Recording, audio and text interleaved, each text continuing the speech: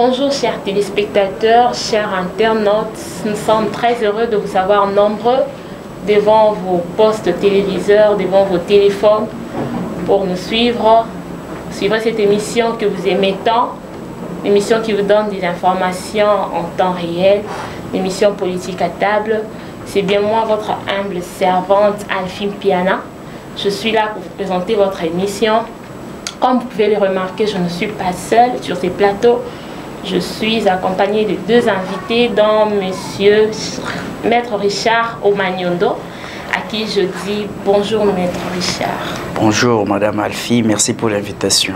Ok, à ma gauche, je suis avec le Maître Asamboukou Eli, à qui je dis également bonjour Monsieur. Bonjour Madame Alphie, merci aussi pour l'invitation.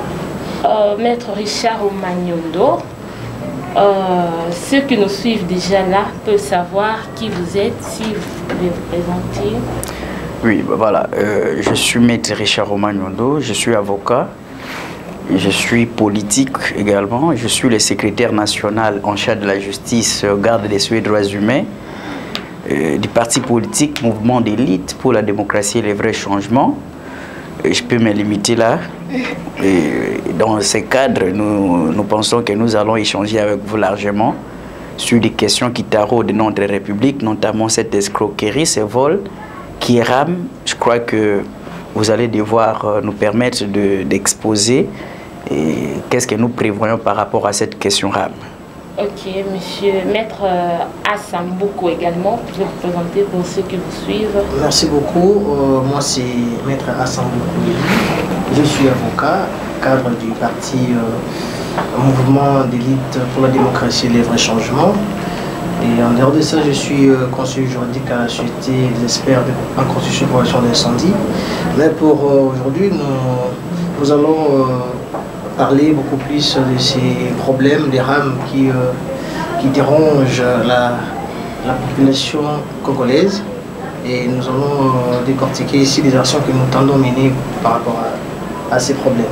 Voilà. Oui, comme vous venez de le signaler, nous allons parler de cette taxe qui fait bouger la RDC, qui fait bouger Kinshasa, le problème de rame. Donc, le problème dont nous allons toucher aujourd'hui, c'est bien pour ça que vous êtes là. Déjà, nous pouvons savoir, monsieur, on commence par vous, Maître, vous allez me rappeler à tout moment que Maître Richard. Vous ne voulez pas que je dise monsieur. Maître Richard, messieurs. Maître Richard, c'est mieux. C'est mieux parce que la même chose. Bien votre titre. Ben, Maître Richard, nous pouvons déjà savoir c'est quoi le RAM, parce que c'est notre sujet du jour. Bon, merci beaucoup madame. Moi je pense que vous avez parlé de la taxe. Oui. Moi, comme juriste, ayant bien appris les droits fiscaux, les droits financiers, j'ai du mal à avoir une nature juridique de ce que l'on appelle le RAM. RAM déjà, c'est un abrégé et ça signifie registre de téléphonie des appareils mobiles, des histoires comme ça. Okay. Mais vous avez constaté ensemble avec moi que les jours où M. Kibasa, qui est le ministre des tutelles et des PTNT, était appelé devant la représentation nationale, il avait vraiment du mal à expliquer à l'ensemble de la communauté nationale quelle a été, n'est-ce pas, l'assise même de ce que l'on appelle la taxe sur les appareils mobiles. Mais vous savez, en droit, toute perception, tout impôt, toute taxe doit avoir une assise. C'est la loi. C'est-à-dire que c'est le Parlement qui doit d'abord légiférer sur ce que les Congolais, ce que les redevables, n'est-ce pas, doivent payer. Mais vous avez suivi les ministres et la conclusion, c'est que dans le cas de notre parti, nous avons compris que c'était purement du vol. C'est du vol prévu à l'article 79 de notre code pénal congolais livre 2. Parce que le vol est défini comme la soustraction frauduleuse d'un bien appartenant à autrui. Okay. Mais vous savez, lorsque vous rechargez, les unités en réalité deviennent vôtres. Oui. Et dès que vous rechargez, les unités entrent dans votre téléphone et que quelqu'un, n'ose pas, ose les soutirer d'une manière frauduleuse, c'est du vol. Parce que la définition même du vol a évolué. On ne peut pas seulement concevoir les vols pour des biens qui sont des meubles, donc des matériels. Aujourd'hui, la définition du vol, on peut voler même l'énergie électrique, on peut voler même des choses comme les unités. Alors c'est dans ce cadre-là, je pense que nous allons évoluer, que notre parti politique a prévu d'ailleurs, après une étude minutieuse de la question, les collèges des juristes de notre parti ont levé l'option après le dépôt de plaintes de plus de 200 Congolais que nous avons déjà, et nous sommes en train de nous préparer pour finaliser avec la plainte et saisir le procureur général près la Cour de cassation pour entrer en justice, mais ce qui bat ça en complicité avec toutes les sociétés de communication. Donc c'est dans ce sens-là que nous sommes entrés. Si vous également vous êtes victime, veuillez vous rejoindre à cette équipe de victimes pour que nous puissions tous, je crois que c'est jeudi ou c'est vendredi, tous aller devant le procureur général pour que le procureur général s'en saisisse de ce dossier. Ok, parce que vous êtes accompagné, monsieur Maître Assamboukou, j'aimerais que vous nous dites également ce que vous également vous pensez du RAM. Exactement comme vient de le dire Maître Richard, nous sommes dans un état de droit, n'est-ce pas? C'est un état où le gouvernant et les gouvernés doivent être soumis à la loi. Oui. Alors la question relative au RAM, puisqu'il s'agit, d'après ce qu'on attend, il s'agit d'une taxe, mais nous savons qu'en matière fiscale, il y a un principe sacro-saint qui dit qu'il ne peut pas exister, n'est-ce pas, d'impôt si cela n'est pas prévu par la loi. Alors nous ne savons pas par quel miracle RAM vient commencer à souscrire les unités des pesées des citoyens qui peut-être les achètent par leurs mini-moyens. Alors nous, en tant que parti politique, nous avons dit que nous ne pouvons pas quand même croiser les bras et laisser, parce qu'on dit souvent, ceux qui détruisent le monde, ce n'est pas ceux qui font le mal. Ce sont ceux qui regardent ceux qui font le mal et qui ne réalisent pas. Alors nous ne pouvons pas laisser ces gens-là faire le mal à la population congolaise et croiser les bras.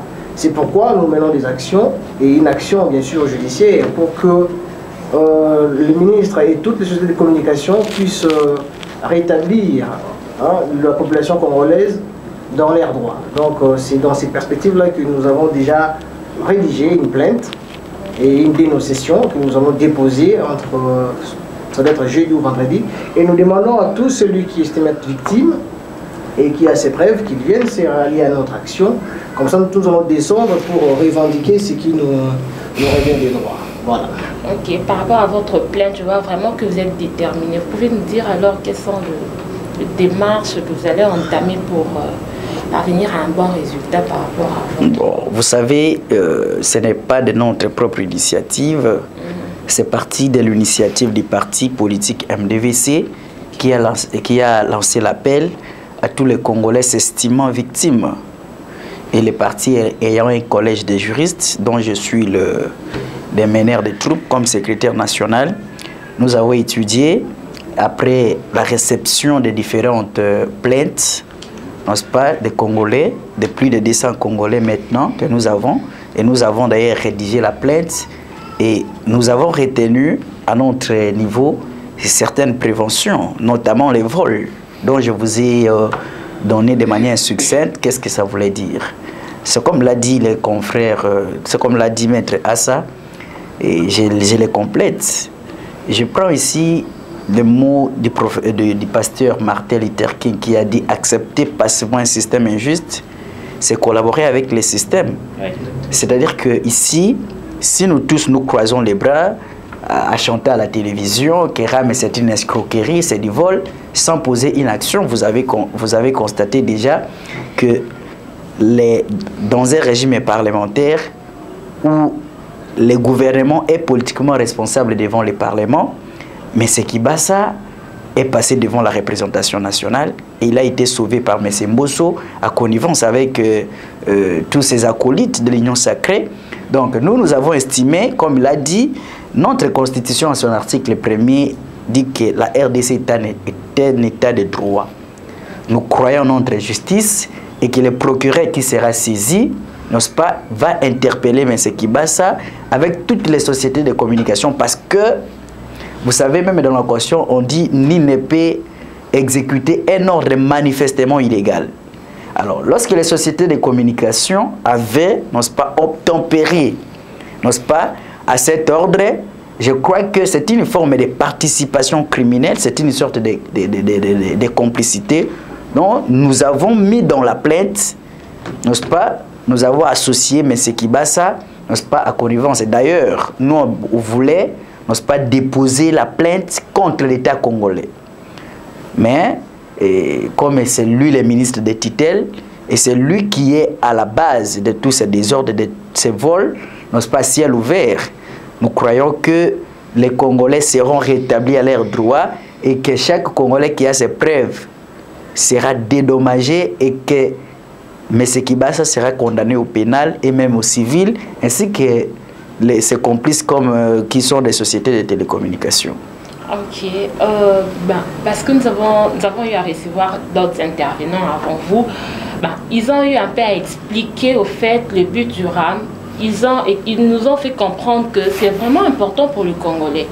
Mais vous également, je ne sais pas du tout de quoi vous reprochez le RAM. Parce que quand ils sont passés avant vous, ils nous ont dit que c'est pour lutter contre les téléphones, contre effet, vous voyez un peu. Mais en soulevant cette démarche, vous ne trouvez pas que vous êtes contre le développement de ces pays? Ça, la question revient à M. Assambo. Vous avez dit que les travailleurs qui sont passés ici, ils ont dit que RAM, ça contribue à quoi? À l'économie du pays? Ça contribue à quoi? Ça fait partie du développement, parce qu'il est le ministre du Le problème, c'est quoi? Le problème, c'est que nous sommes dans un état de droit, comme nous l'avons dit ici tantôt. C'est-à-dire, nous devons être soumis à l'autorité de la loi. C'est-à-dire, ce que la loi n'a pas prévu, ça ne peut pas être appliqué. On ne peut pas appliquer quelque chose d'illégal. RAM, comme une taxe. D'après certains, nous ne partageons pas cet avis-là. Parce qu'il ne peut pas exister une taxe qui n'est pas prévue par la loi. Ça, c'est simplement du vol. C'est-à-dire, ils sont en train de voler plutôt la population congolaise avec leurs pratiques, je dirais peut-être mystérieuses, parce que vous mettez vos internes au téléphone, du coup ça disparaît. Ce sont des pratiques mystérieuses. Et nous ne pouvons pas quand même rester tranquilles et voir les choses aller dans ce sens-là. Tous ceux qui ont commandité et ceux qui ont participé dans cette histoire, ils vont répondre devant la justice. C'est ça notre position. Nous tenons aussi que tous ceux qui ont participé, tantôt d'une manière ou d'une autre, dans ces choses, doivent comparaître devant les instances compétentes pour répondre à toutes ces questions. Donc, moi je ne pense pas qu'IRAM contribue au développement de notre pays, mais plutôt ça appauvrit, n'est-ce pas, les patrimoines des paisibles. Imaginez peut-être une personne qui habite à Mouné du tout. Il y en a qui peut-être 500 francs, il doit mettre ses crédits pour appeler à Kinshasa qu'on puisse lui ravitailler quelque chose pour s'assurer de l'autre côté là-bas. Il met des crédits, du coup ça disparaît de manière mystérieuse. Alors, c'est vraiment on s'est dit bien. Ça, c'est aider cette population ou bien c'est les appauvrir encore davantage? Vous voyez un peu ce que ça fait. En quoi on dit que ça contribue au développement? Nous ne pensons pas que ça contribue au développement, mais c'est plutôt tout simplement du vol. Et nous n'allons pas laisser ça passer dans ces conditions-là. Et votre démarche poursuit le but de la suppression ou vous voulez juste qu'on améliore le prélèvement? Mais écoutez, on ne peut pas déposer une plainte pour demander l'amélioration. D'ailleurs, je voulais faire un rebondissement. Vous savez, le ministre Kibasa, devant la représentation nationale, nous a fourni les explications, beaucoup d'ailleurs. Et il y a une explication que moi j'ai retenue lorsqu'il disait que les frais des RAM ont contribué également à la gratuité de l'enseignement. C'est une aberration grave parce qu'il y a tout un budget qui est toujours prévu pour chaque action, pour chaque secteur. Mais les budgets qui étaient prévus pour la gratuité de l'enseignement, ça n'a rien à voir. Bon, alors, notre démarche, ce n'est pas la suppression. Vous comprenez?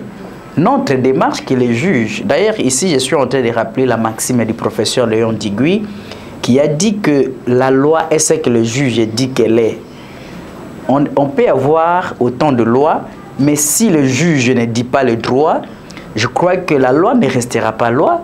Parce qu'il faut le dire que la loi dans son soubassement, c'est une décision du politique. Au moment où il y a publication, il y a promulgation de la loi cesse d'être une décision politique, mais ça devient une décision de la conscience collective. Et moi, ici, je suis en train de vous le dire que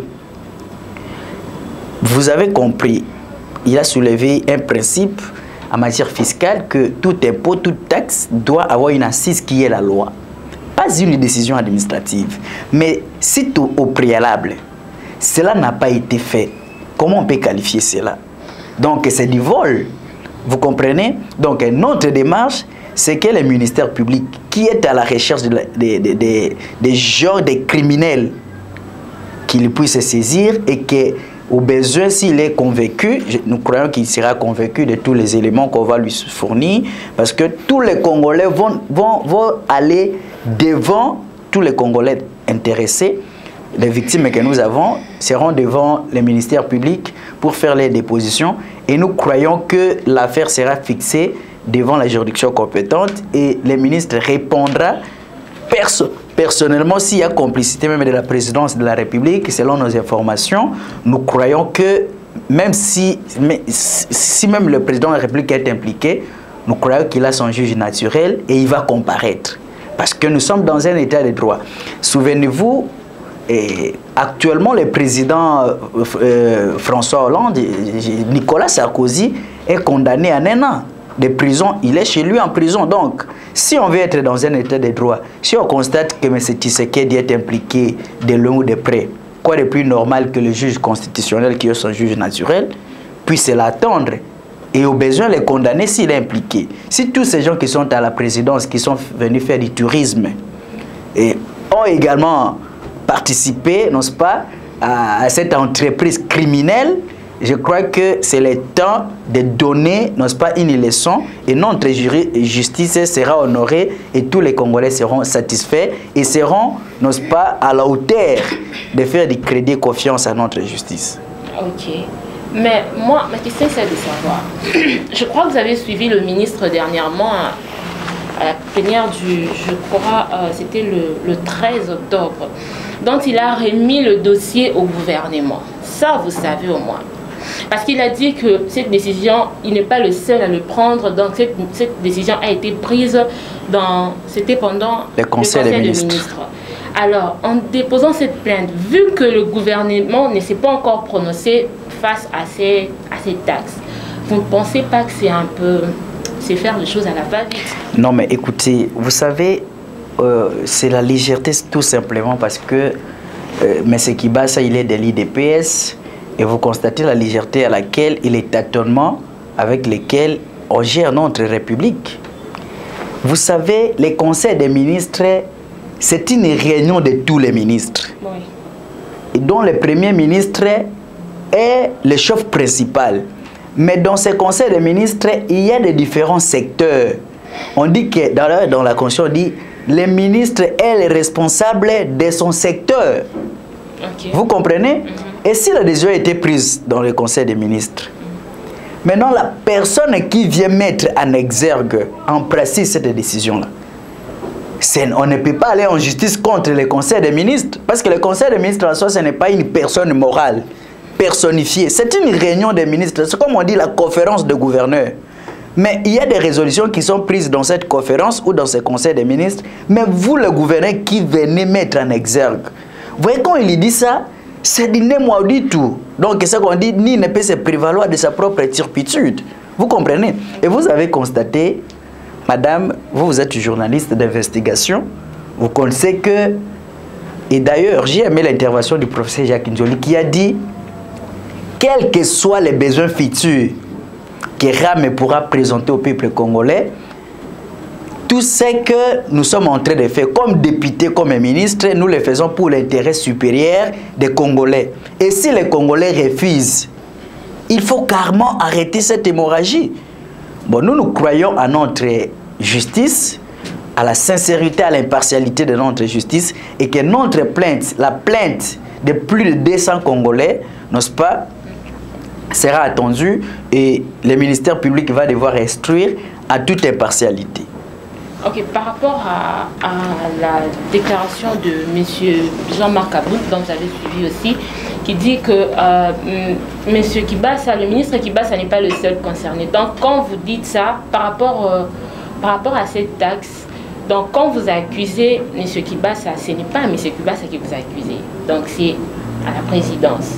Vous ne pensez pas qu'en faisant ces démarches, vous serez en train d'accuser, de toucher directement la présidence? Or, le président en fonction ne peut pas être jugé. Monsieur Assa, question. Non, il ne faut pas dire que le président en exercice ne peut être jugé. Ce n'est pas ce qui dit la Constitution. Ok. Vous voyez, il y a certaines infractions pour lesquelles le président en exercice peut répondre. Il y a d'autres infractions que le président en exercice ne peut pas répondre. Ici, nous diligentons notre action, n'est-ce pas, à l'égard du ministre qui a pris la décision et qui l'a fait exécuter par lui-même. C'est contre lui que notre action est dirigée. Parce que la population congolaise est en train de plaire. Nous sommes dans un pays, déjà on dit un pays sous-développé, c'est-à-dire le peuple souffre tellement, et vous venez encore appauvrir davantage la population. Soit quand même humain qu'on prend cette décision. Vous êtes ministre, même si vous mettez des crédits des 1000 $, et quand vous les soustrait, ça ne causera pas de problème. Mais quand on est qui ne touche que peut-être les longs de la journée 1000 francs, 2000 francs, il n'y a que ça pour mettre des crédits, pour appeler des part et d'autres, pour se faire quelque chose et qu'il n'en a pas.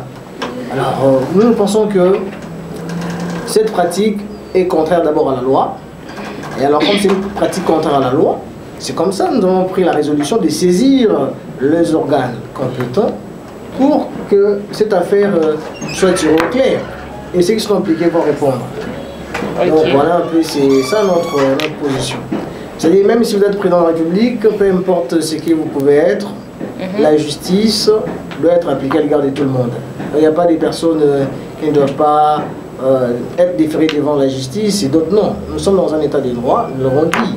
Donc c'est-à-dire, nous tous nous sommes soumis à l'autorité de la loi. Donc lorsque vous entravez la loi, vous devez répondre. Peu importe la fonction ou le rang que vous occupez. Okay. Voilà.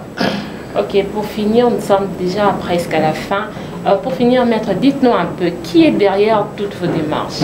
Non, mais qui est derrière toute notre démarche? Nous vous avons dit que ce sont des Congolais victimes qui s'estiment victimes. Vous savez, madame, il ne faut pas tout politiser. Cette question des rames ne concerne pas un cas contre un autre. C'est les ministres contre l'ensemble du peuple congolais.